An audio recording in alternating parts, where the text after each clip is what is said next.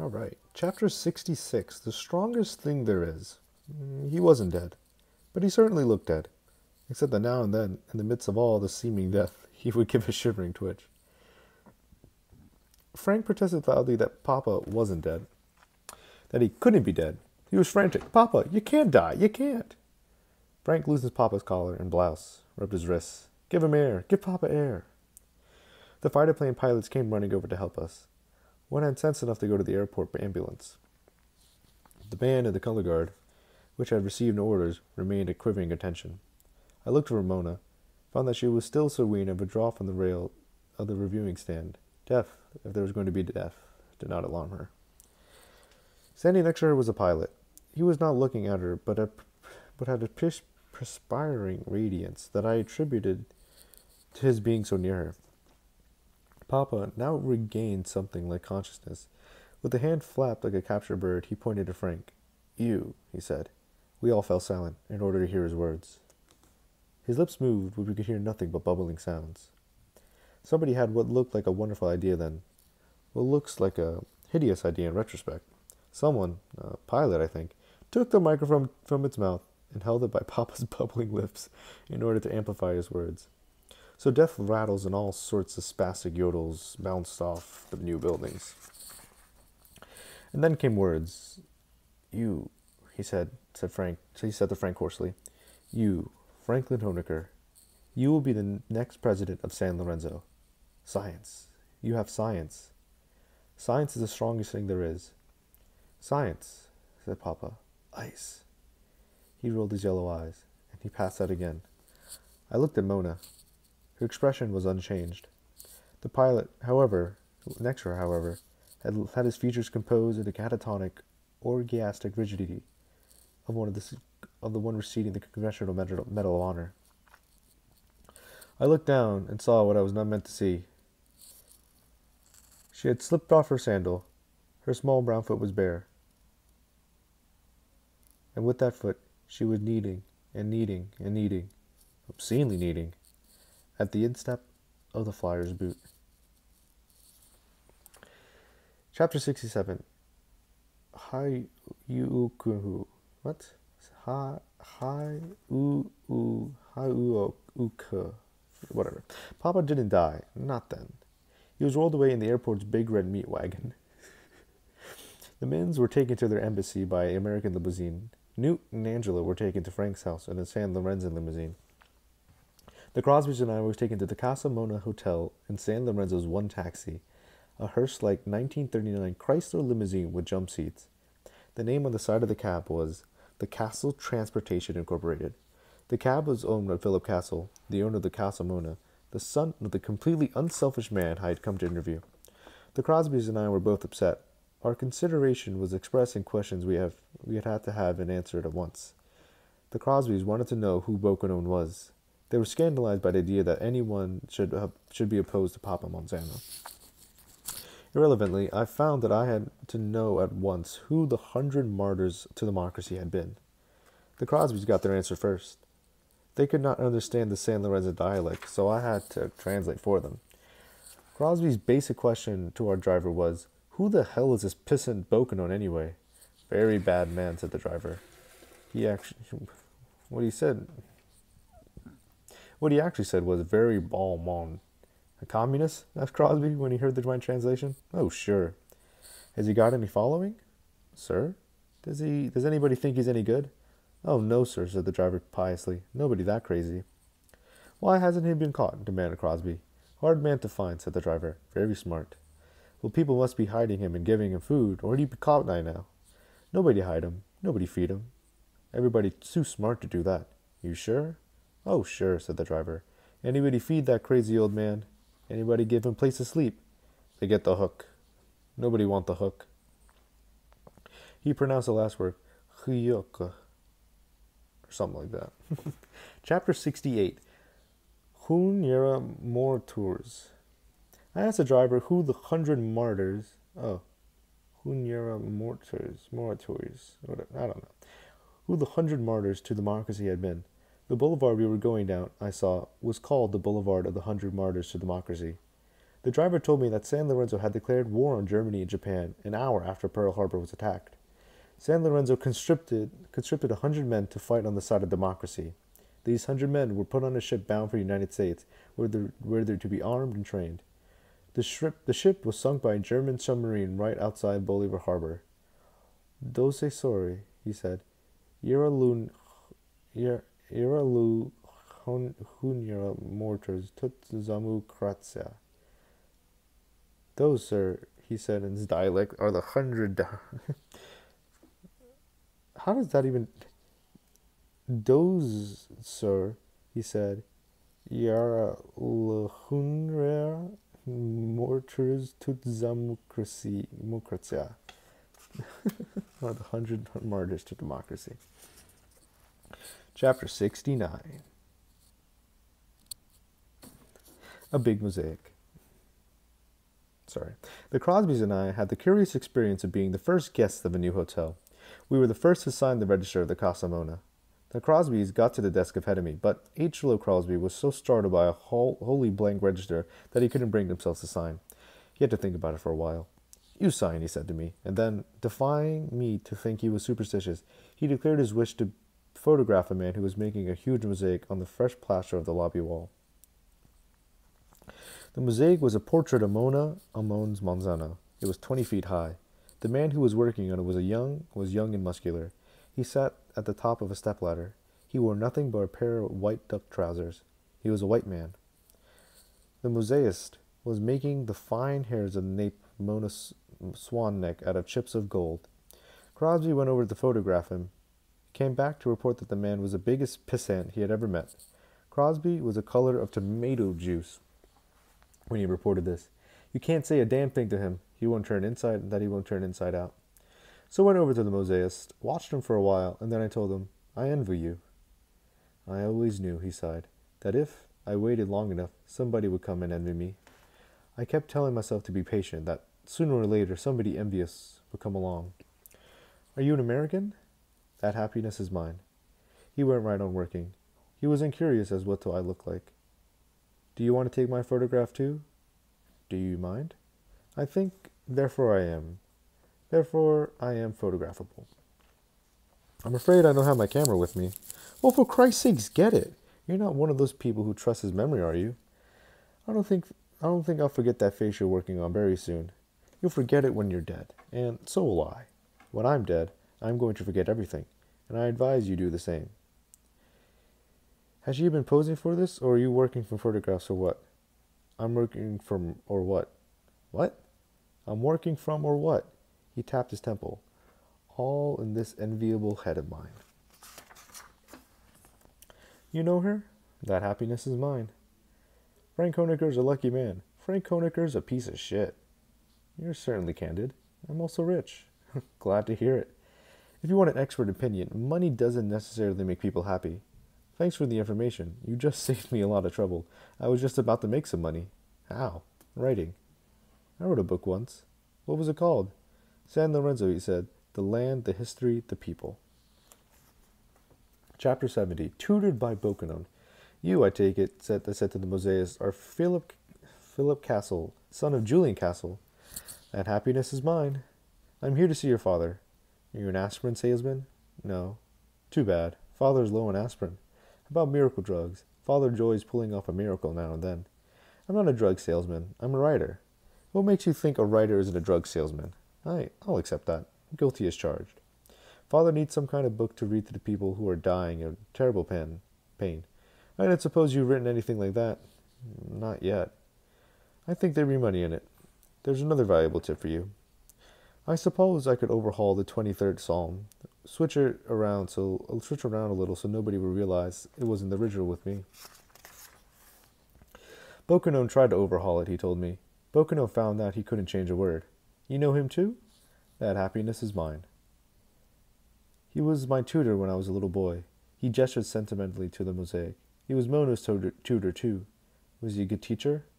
"Mona and I could both read and write and do simple sums," said Castle, "if that's what you mean." Chapter 71. The Happiness of Being American. H. Lo Crosby came over to have another go Castle, the pissant. What do you call yourself, sneered Crosby? A beatnik or what? I call myself a bokononist. That's against the law in this country, isn't it? I happen to have the happiness of being an American. I've been able to say I'm a bokononist any time I damn please, and so far nobody's bothered me at all. I believe in obeying the laws of whatever country I happen to be in. You are not telling me the news.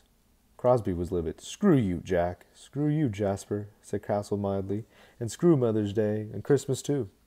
Crosby marched across the lobby to the desk clerk and said, I want to report that man over there, that pissant, that so-called artist. You've got a nice little country here, and that's trying to attract the tourist trade and new investment in industry.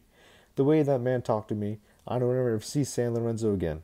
And any friend who asks me about San Lorenzo, I'll tell him to keep the hell away. You may be getting a nice picture on the wall over there, but by God, the pissant who's making is the most insulting, discouraging son of a bitch I've ever met in my life. The clerk looked sick. Sir, I'm listening, said Crosby, full of fire. Sir, he owns the hotel. Chapter 72, The Pissant Hilton. H.L.O. Crosby and his wife checked out of the Casa Mona. Crosby called it the Pissant Hilton, and he demanded quarters in the American Embassy. So I was the only guest in a 100-room hotel. My room was a pleasant one. It faced, as did all the rooms, the boulevard of the 100 Martyrs to Democracy, Monzano Airport, and Bolivar Harbor beyond. Casa Mona was built like a bookcase, with solid sides and back, and with a front of green glass. The squalor and misery of the city being to the sides and back of the Casa Mona were impossible to see. My room was air-conditioned. It was almost chilly, and, coming from the blaming heat of that chilliness, I sneezed. There were fresh flowers on my bedside table, but my bed had not yet been made. There wasn't even a pillow on the bed. There was simply a bare brand-new beauty rest mattress, and there weren't any coat hangers in the closet, and there weren't any toilet paper in the bathroom. So I went out in the corridor to see if there was a chambermaid who could equip me a little more completely. There wasn't anybody out there, but there was a little door open at the far end of the very faint sounds of life. I went to this door and found a large suite paved with drop cloths. It was being painted, but the two painters weren't painting when I appeared. They were sitting on a shelf which ran the width of the window wall. They had their shoes off. They had their eyes closed. They were facing each other. They were pressing the soles of their bare feet together. Each grasped his own ankles, giving himself the rigidity of a triangle. I cleared my throat. The two rolled off the shelf and fell to the spattered drop cloth. They landed on their hands and knees and stayed in their position, their behinds in the air, the noses to the ground. They were expecting to be killed. Excuse me, I said, amazed. Don't tell, begged one querulously. Please, please don't tell. Tell what you saw. Tell what? What you saw. I didn't see anything. If you tell, he said, and he put his cheek to the floor and looked up to me beseechingly. If you tell, we die upon the hyok. Look, friends, I said, either I came in too early or too late, but I'll tell you again, I didn't see anything worth mentioning to anybody. Please, get up. They got up, their eyes still on me. They trembled and cowered. I convinced them at last that I would never tell what I had seen. What I had seen, of course, was the Bokononist ritual or Bokumaru, the mingling of awarenessness. We Bokononists believe that it is impossible to We believe that it is impossible to be soul to soul with another person without loving the person, providing the feet of both persons are clean and nicely tended. The basis for the foot ceremony is this in Calypso. We will touch our feet, yes, yes, for all we are worth. And we will love each other, yes, yes, like we love our Mother Earth. Chapter 73, Black Death. When I got back to my room, I found that Philip Castle, mosaist, historian, self-indexer, pissant, and hotel keeper, was installing a roll of toilet paper in my bathroom. Thank you very much, I said. You're entirely welcome. This is what I call a hotel with real heart. Many of the hotel owners would take such a direct interest. How many hotel owners would take such a direct interest in the comfort of a guest? How many hotel owners have just one guest?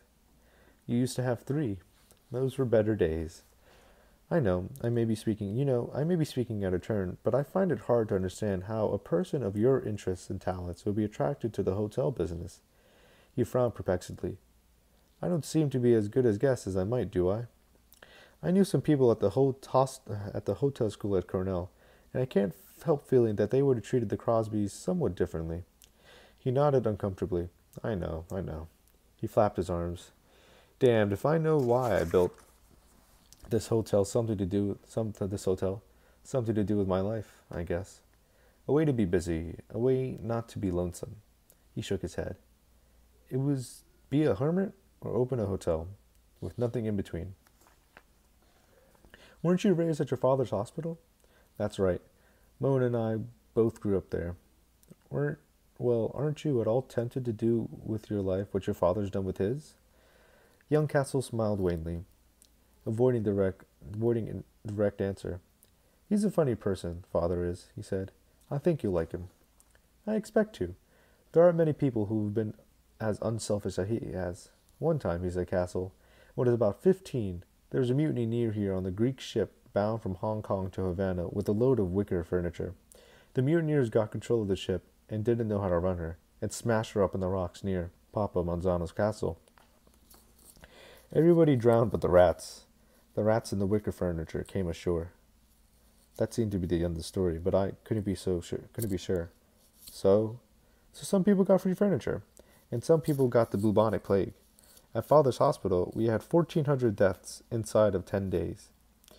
Have you have you ever seen anyone die of the bubonic plague? That unhappiness has not been mine. The lymph glands in the groin and the armpits swell to the size of the grapefruit.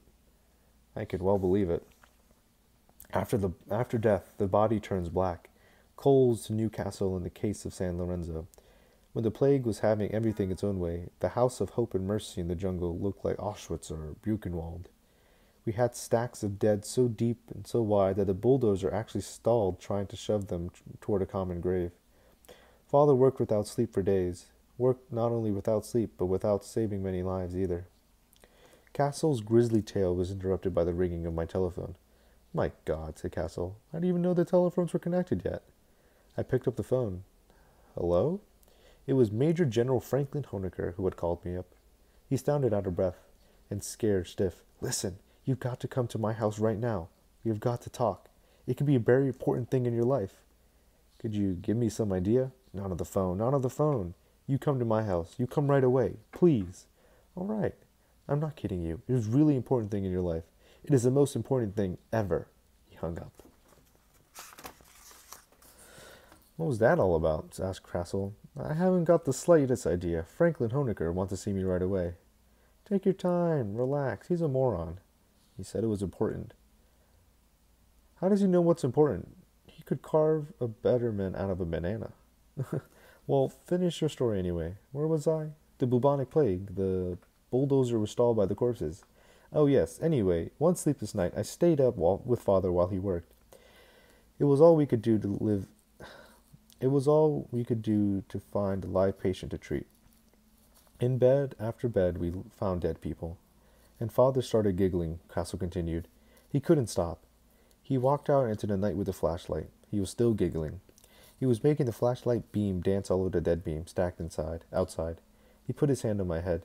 And do you know what that marvelous man said to me? Asked Castle. Nope. Son, my father said to me, someday this will all be yours. Chapter 74. Cat's Cradle. I went to Frank's house in San Lorenzo one taxicab. We passed through scenes of hideous want. We climbed the slope of Mount McCabe. The air grew cooler. There was mist. Frank's house had once been the home of Nestor Amones, the father of Mona, architect of the House of Hope and Mercy in the Jungle. Amones, I'm going to say Amones, had designed it. It straddled a waterfall, had a terrace cantilevered out into the mist rising from the fall. It was a cunning lattice of very light steel posts and beams. The interstices of lattice were variously open, chinked with native stone, glazed or curtained by sheets of canvas. The effect of the house was not so much to enclose as to announce that a man had been whimsically busy there. The servant greeted me politely and told me that Frank wasn't home yet. Frank was expected at any moment. Frank had left orders to the effect that I was to be made happy and comfortable, and that I was to stay for supper and the night. The servant, who introduced himself as Stanley, was the first plump San Lorenzo I had seen. Stanley led me to my room, led me around the heart of the house, down a staircase of Livingstone, a staircase sheltered or exposed by steel-framed rectangles at random. My bed was a foam rubber slab on a stone shelf, a shelf of Livingstone. The walls of my chamber were canvas. Stanley demonstrated how I might roll them up or down, as I pleased. I asked Stanley if anybody else was home, and he told me only Newt was. Newt, he said, was down on the cantilever terrace, painting a picture. Angela, he said, had gone sightseeing to the House of Hope and Mercy in the jungle. I went out to the giddy terrace that straddled the waterfall and found little Newt asleep in a yellow butterfly chair. The painting on which Newt had been working was set on an easel next to a aluminum railing. The painting was framed in a misty view of the sky, sea, and valley. Newt's painting was small and black and warty. It consisted of scratches made in black gummy impasto. The scratches formed a sort of spider's web, and I wondered if they might not be the sticky nets of human futility hung up on the moonless night to dry. Sorry. I did not wake up the midget who had made this dreadful thing. I smoked, listened to imagined voices and the water sounds.